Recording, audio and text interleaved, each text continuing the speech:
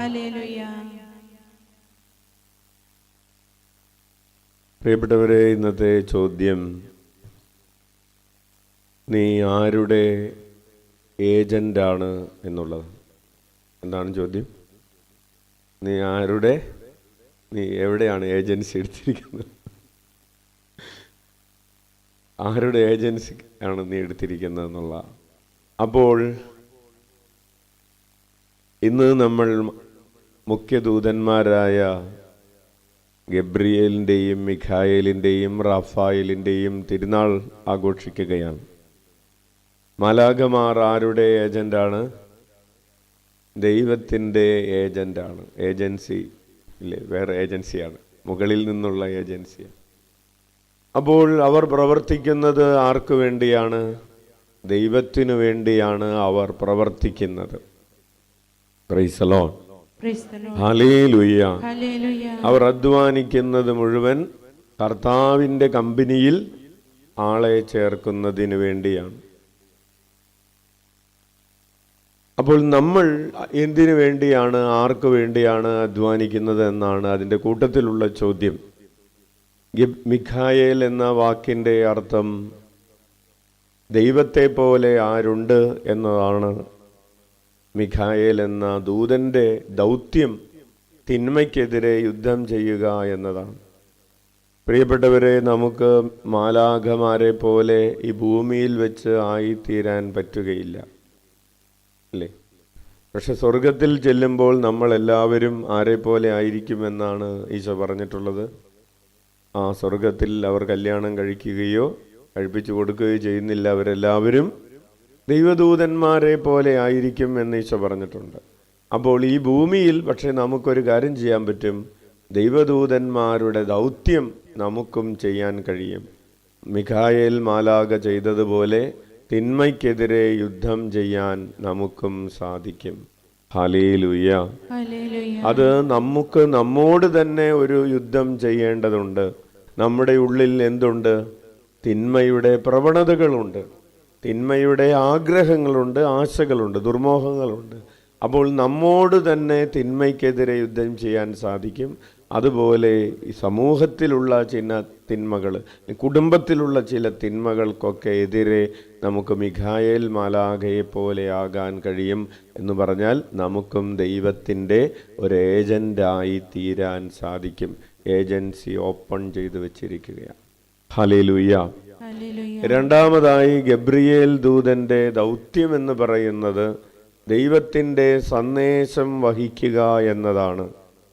നമുക്കും ദൈവീക സന്ദേശങ്ങൾ വഹിക്കുന്നവരായി തീരാൻ പറ്റും, ഇല്ലേ സിസ്റ്ററെ? നമുക്ക് ആരുടെ സന്ദേശവാഹകരാകാൻ പറ്റും?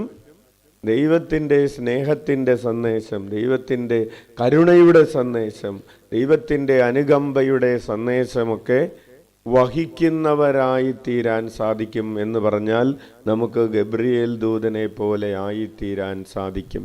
കൈയടിച്ച് കർത്താവിന് നന്ദി പറയാം. മൂന്നാമതായി, റഫായേൽ മാലാഖ യാത്ര ചെയ്യുന്നവരുടെ ഒരു ഗൈഡ് കൂടിയാണ്, ഒരു മധ്യസ്ഥൻ കൂടിയാണ് എന്നാണ് പറയുന്നത്. നമ്മൾ തോബിത്തിൻ്റെ പുസ്തകത്തിൽ വായിക്കുന്നുണ്ട്. റഫായേൽ മാലാഖ, പേരിൻ്റെ അർത്ഥം സൗഖ്യം നൽകുന്നവൻ എന്നാണ്. റഫായേൽ, ദൈവം, ഗോഡ് ഹീൽസ്, അതാണ് റഫായേൽ. നമുക്കും സൗഖ്യം നൽകാൻ സാധിക്കും. എങ്ങനെയുള്ള സൗഖ്യം? മനസ്സിന് ശരീരത്തിൻ്റെ സൗഖ്യത്തേക്കാൾ കൂടുതൽ സൗഖ്യം ആവശ്യമുള്ളത് എവിടെയാണ്? മനസ്സിനാണ്.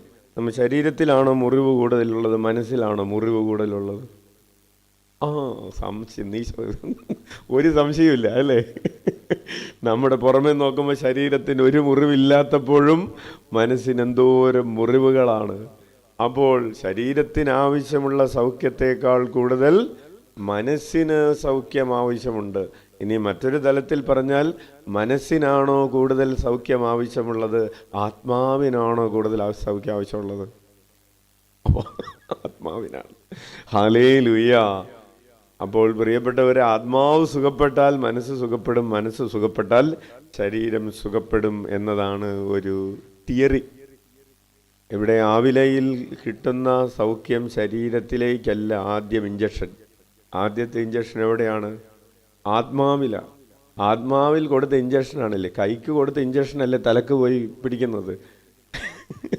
അപ്പോൾ ആത്മാവിലുള്ള ഇഞ്ചക്ഷൻ മരുന്ന് അത് മനസ്സിലേക്ക് ഇറങ്ങും, മനസ്സിലേക്ക് ഇറങ്ങിയത് ശരീരത്തിലേക്ക് ഇറങ്ങും. കർത്താവ് ദിവ്യകാരുണ്യം ഒരു ഔഷധമായി മാറുന്നത് ആത്മാവിലേക്കാണ്, ആത്മാവ് സുഖപ്പെടുന്നത്. അപ്പോൾ പറഞ്ഞു വരുന്നത്, നമുക്കും സൗഖ്യം നൽകുന്നവരായി നമ്മുടെ വാക്കുകൊണ്ട്, നമ്മുടെ സാന്നിധ്യം കൊണ്ട്, നമ്മുടെ നോട്ടം കൊണ്ട്, നമ്മുടെ ഇടപെടൽ കൊണ്ട് മറ്റുള്ളവർക്ക് ആത്മാവിനും മനസ്സിനും ശരീരത്തിനും സൗഖ്യം നൽകുന്നവരായി തീരാൻ സാധിക്കും. കൈയടിച്ച് നന്ദി പറയാം. എന്ന് പറഞ്ഞാൽ നമുക്കും മാലാഖമാരെ പോലെ ഈ ഭൂമിയിൽ ജീവിക്കാൻ സാധിക്കും. ഈ ഒരു ദൗത്യബോധത്തോടുകൂടെ മാലാഖമാരുടെ തിരുനാൾ ആഘോഷിക്കുന്ന ഈ ദിവസം നമുക്ക് ഈ മുഖ്യദൂതന്മാരുടെ മധ്യസ്ഥം അപേക്ഷിച്ച് പ്രാർത്ഥിക്കാം. ഞങ്ങൾക്കും വിശുദ്ധ മിഖായേലേ, ഞങ്ങൾക്കും തിന്മയ്ക്കെതിരെ യുദ്ധം ചെയ്യാൻ ശക്തി തരണമേ, ഞങ്ങൾക്ക് വേണ്ടി പ്രാർത്ഥിക്കണമേ. വിശുദ്ധ ഗബ്രിയേലേ, ഞങ്ങളും ദൈവത്തിൻ്റെ സന്ദേശവാഹകരായി തീരാനുള്ള കൃപ നൽകണമേ. വിശുദ്ധ റഫായേലേ, വിശുദ്ധ റഫായേൽ മാലാഖേ, ഞങ്ങൾക്കും സൗഖ്യം നൽകുന്നവരായി തീരാനുള്ള വരം നൽകണമേ എന്ന് പ്രാർത്ഥിച്ചുകൊണ്ട് ദിവ്യബലി നമുക്ക് അർപ്പിക്കാം. പ്രിയപ്പെട്ടവരെ, നമുക്ക് കണ്ണുകളടച്ച് പരിശുദ്ധമായ ദിവ്യബലി അർപ്പിക്കുന്നതിന് നമ്മെ അയോഗ്യരാക്കുന്ന നമ്മുടെ നിരവധിയായ പാപങ്ങളെ ഓർത്ത് അനുതപിച്ചുകൊണ്ട് കരങ്ങൾ ഉയർത്തി 21 പ്രാവശ്യം ഉച്ചത്തിൽ യേശുനാമം വിളിക്കാം. ഈശോയേ